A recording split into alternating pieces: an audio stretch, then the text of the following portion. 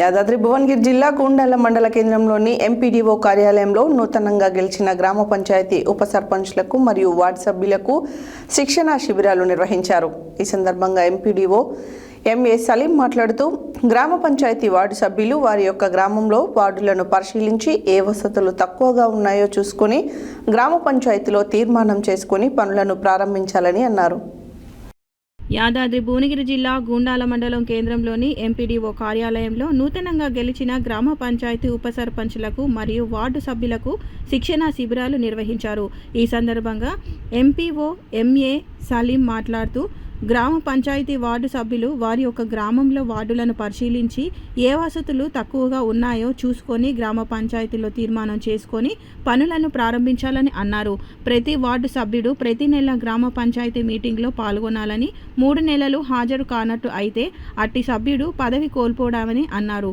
గ్రామ సర్పంచ్కి సహకరిస్తూ గ్రామ అభివృద్ధి చేసుకోవాలని సూచించారు. గ్రామానికి నిధులు ఏ విధంగా వస్తాయనేది అవగాహన కల్పించారు. ఈ కార్యక్రమంలో senior assistant Devender, junior assistant Ravinder Reddy, వివిధ గ్రామాల పంచాయతీ సెక్రటరీ, ఉప సర్పంచులు, వార్డు సభ్యులు పాల్గొన్నారు.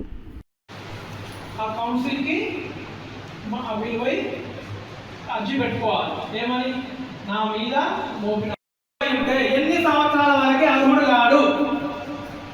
మళ్ళా ఎన్నికల్లో పోటీ చేస్తానికి ఎన్ని సంవత్సరాలు? 6 సంవత్సరాలు. ఒకసారి అలాంటి రుజువు అయితే 6 సంవత్సరాల వరకు ఆ సర్పంచ్ మళ్ళా ఎలక్షన్లో నిలబడడానికి అర్హుడు కాడు.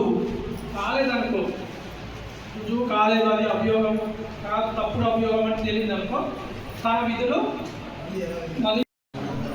నా పేరు ఎంఏ సలీం. నేను మండల పంచాయతీ అధికారి, గుండాల మండలం.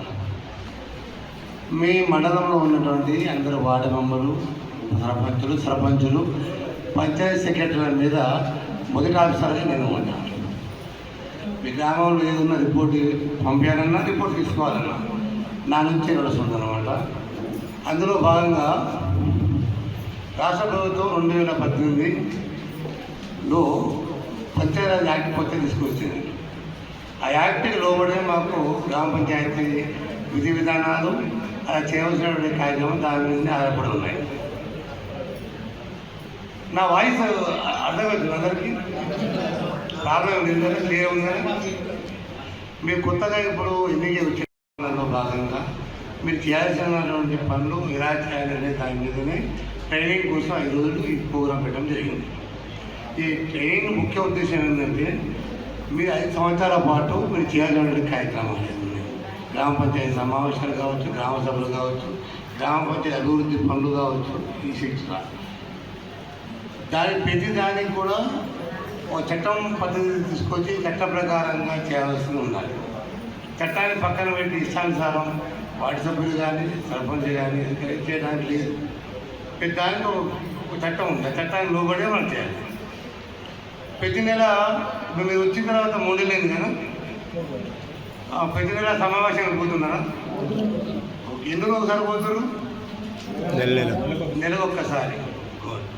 నెల అంటే మీకు పోయిన గ్రామ పంచాయతీ సమావేశానికి ఈ సమావేశానికి గడువు 30 రోజులు, అంటే 27 రోజులైతే మీరు నోటీస్ రావాలి. గ్రామ పంచాయతీ సమావేశం పెడుతున్నాం, సమావేశం మీరు రావాలని చెప్పి 3 రోజుల ముందు మీ నోటీస్ పంపాలి.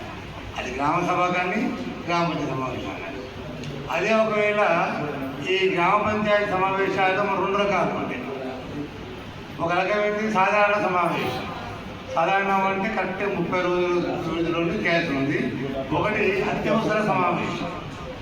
అత్యవసరం అంటే ఏంటి? ఇప్పుడు కొన్ని నిధులు వచ్చినాయి ప్రభుత్వం నుంచి, ఉన్న పడంగా కొన్ని మామూలు చేయాలి. ఇప్పుడు సర్పంచ్ గారు ఏదో చెప్తారు, ఇస్తారంటే తర్వాత నాకు చెప్పలేదు, మా చేయకూడదు చేసుకొని కొత్త పంచాయతీ ప్రభుత్వానికి అప్పుడప్పుడు ఆ సమావేశానికి సంబంధించిన ప్రతి సంతకం చేసేటువంటి దాని మీద సర్పంచ్ సెక్రటరీ సంతకాలు కావాలి. కాబట్టి ఇప్పుడు ఏం చేయాలి?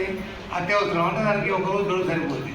రేపు పెట్టుకుంటున్నాం ఎంత చేయకపోతే అయిపోతాం. దానికి మరీ ముఖ్యంగా మీ 2 విషయాలు బాగా గుర్తుపెట్టుకోవాలి. ఒకటి 20J అనే ఒక రిజిస్టర్ ఉంటుంది, 20K రిజిస్టర్ ఉంటుంది. అంటే 3 నెలలు వరుసమ్మటి ఒక